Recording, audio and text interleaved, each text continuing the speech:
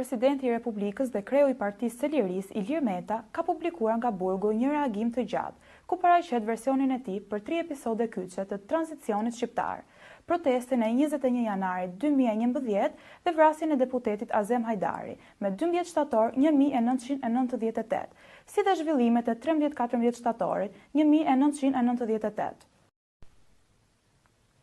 Në pjesën që i kushton 21 janarit 2011, Meta hedh poshtë idenë e një reagimi spontan ndaj videos së publikuar me 11 janar 2011.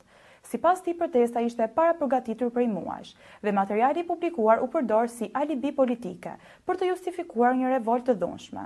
Ai argumenton se vonesa prej rreth 10 ditësh mes publikimit të videos dhe protestës tregon sipas tij se organizimi ishte i mëparshëm. Meta pretendonte se kishte informacion paraprak për përgatitje dhune, përfshi rekrutimin e elementeve kriminal për përplasje me policinë.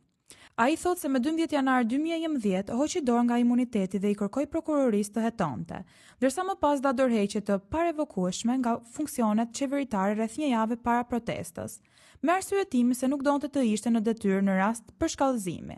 Në të njëjtën linjë, Meta deklaron se ka bërë paralajmërime publike dhe pretendon se i ka informuar në kohë edhe kryeministrin e atëhershëm Sali Berisha. Sipas Metës, sulmi i dhunshëm ndaj kryeministrisë nuk u krye nga protestues socialist, por nga persona të importuar dhe të rekrutuar, të cilët u përplasën për orë të tëra me forcat e rendit deri në përfshirjen e Gardës së Republikës.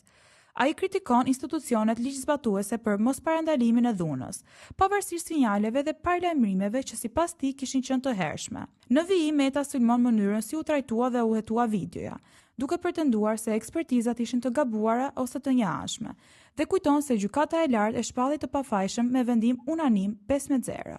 Në përfundim të kësaj pjese, ai e quan videon montazh të përdorur politikisht dhe e lidh përdorimin e saj me koston tragjike të 4 viktimave. Në pjesën mbi shtatorin 1998, Meta e cilëson vrasjen e Azem Hajdarit si një ngjarje të paralajmëruar që sipas tij duhet të ishte parandaluar. Ai pretendon se vrasja nuk ishte produkt i një konflikti lokal, por e orkestruar nga duar të padukshme, ndërsa përshkallëzimi i 13-14 shtatorit çoi në një krizë të rëndë institucionale. Meta thot se në atë kohë u diskutua rrezikshmëria e situatës dhe se u humb një mundësi tensionimi, duke përmendur se ishte sugjeruar dhe dorëheqja e kryeministrit të atëhershëm Fatos Nano, por kjo nuk u materializua.